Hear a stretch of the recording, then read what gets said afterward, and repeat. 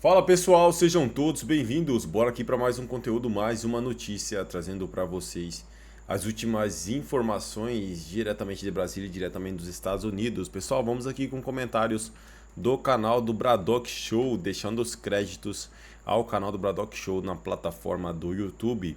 Se não é inscrito no canal, se inscreva, deixe seu like e o seu comentário, que isso faz uma enorme diferença para a gente aqui dentro da plataforma. Notícia bombástica de agora cedo.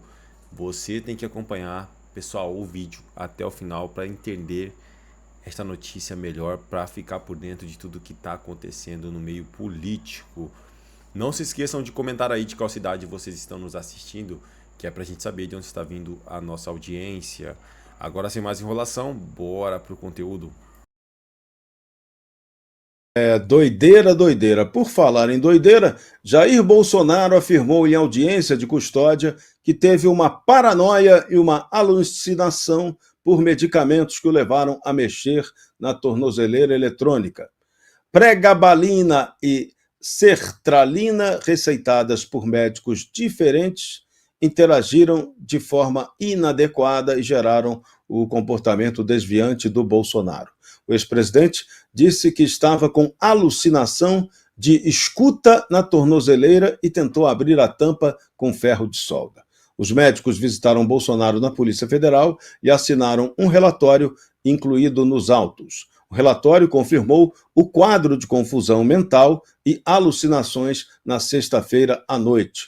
O medicamento tem importante interação com a cloropromazina e a gabapentina, que Bolsonaro já usava para tentar conter aqueles soluços imparáveis. Os efeitos colaterais incluem confusão mental, desorientação, alucinações e transtornos cognitivos. O medicamento foi suspenso imediatamente e a defesa pede a prisão domiciliar humanitária para Bolsonaro. E aí, Sepúlveda, nessa história toda, o que a gente viu foi um festival de narrativas. A Globo exibiu imagens do drone na sexta-feira, né? Olha que interessante, o Bolsonaro reunido com o Nicolas Ferreira e o drone da Globo mostrando as imagens lá dentro e dando a entender que estava tudo normal. Com base nessas imagens, a Erika Hilton até pediu que Nicolas Ferreira fosse processado, que na imagem aparece o Nicolas usando um celular. Só que o Nicolas na porta não foi barrado pela Polícia Federal que estava ali, que poderia dizer, olha, aqui não pode entrar celular, não houve nada disso.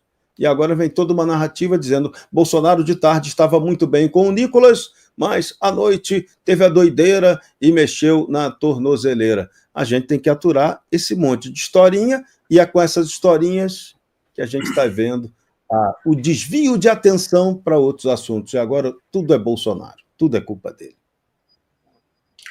E veja que o que se percebe é que essa questão da tornozeleira, eu ouvi o Marcília fazer esse comentário, é totalmente secundária nessa decisão do Alexandre de Moraes. Ele enfiou essa questão da tornozeleira só para dar um aspecto de veracidade ou de legitimidade à questão.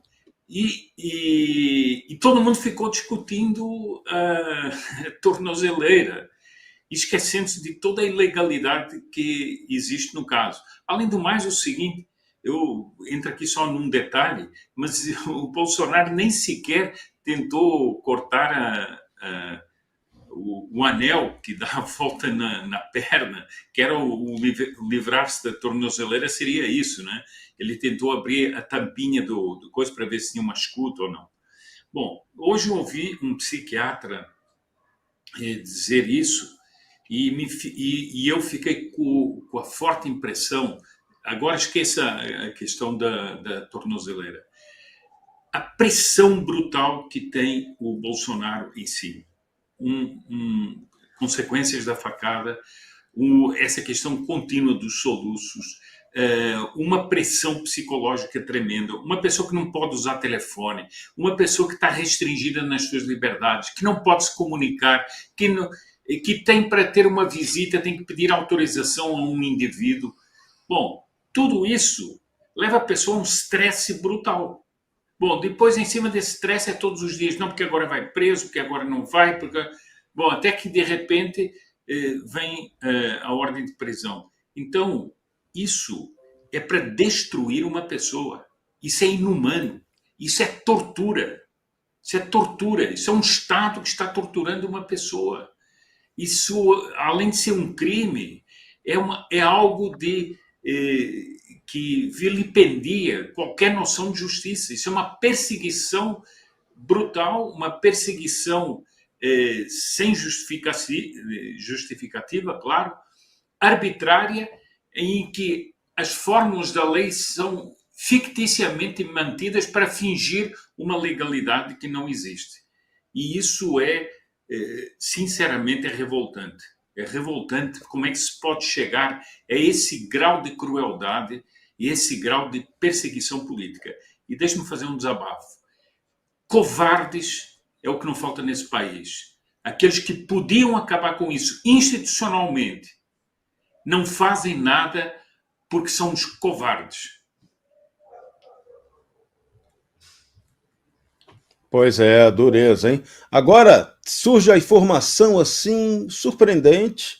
A CNN divulga que o laudo na tornozeleira de Bolsonaro tem danos significativos por uso de calor. Ainda não tem nem a perícia, mas já vazou o resultado do que pode ser. Então é impressionante o nível do que está acontecendo no Brasil hoje para configurar sempre uma tese. A tese é: a culpa é do Jair Bolsonaro. Já já a gente vai falar disso, que o Supremo mantém a prisão dele e o placar 4-0. Alguém pensava que fosse ser diferente? Já já a gente vai tratar desse assunto aqui no Bradock Show. Agora quero trazer para você aquela que decidiu aquilo que todo mundo sabia, por unanimidade: manter a prisão preventiva de Bolsonaro. 4-0 no placar. Os craques Moraes, Dino, Zanin e Carmen Lúcia marcaram 4 gols pela manutenção da prisão. Moraes afirmou que Bolsonaro, reiteradamente, descumpre medidas cautelares desde julho. O ministro citou o uso de redes sociais, participação em manifestações e até violação da tornozeleira. Dino usou a fuga de aliados para outros países como justificativa para manter a prisão de Bolsonaro, como se o direito criminal não fosse individualizado. Quer dizer, os outros, em nome dos outros, o Bolsonaro é acusado. Ok. Dino escreveu: fugas para outros países de deputados federais demonstram ambiência vulneradora da ordem pública.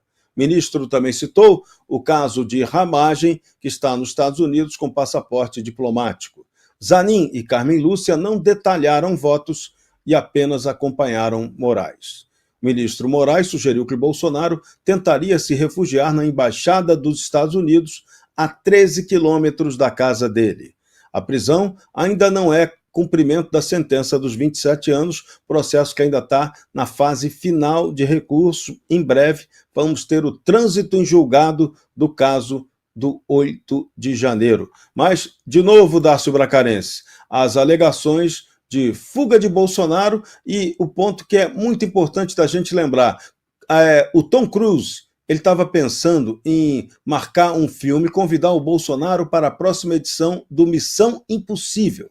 Porque se o Bolsonaro conseguisse fugir, quebrado como ele está, todo ferrado, com tornozeleira eletrônica que indica onde ele está, e com um agente da Polícia Federal no quintal do condomínio dele, se ele conseguisse ser resgatado pela América nessas circunstâncias, com certeza o próximo filme Missão Impossível seria dele e não do Tom. É verdade. E olha que o Tom Cruise não foi dopado por conta do seu sistema nervoso para que ele não ficasse soluçando 24 horas por dia, correndo o risco de broncoaspirar o próprio vômito, né? Imagina a situação. Gente, é muito torturante. Chega a ser até inacreditável. O que esses 4-0 comprovam é que não teve julgamento. Gente, olha só. Vamos deixar uma coisa muito clara. Eles não estão fazendo questão sequer de simular uma situação de normalidade ou numa situação válida sob o ponto de vista jurídico. Está lembrando muito a Tchecoslováquia socialista, onde o julgador simplesmente acompanhava o relator. E isso tem se tornado cada vez mais comum no Brasil. A divergência, a discussão, as dúvidas jurídicas são tratadas como traição. Ou o Luiz Fux não foi atacado violentamente, inclusive por jornalistas muito bem pagos. Muito bem pagos. Ou será que quando estouram esses escândalos como... É isso aí, pessoal. E vamos aqui para mais uma notícia. Flávio Dino segue Moraes e volta por manter prisão de Bolsonaro.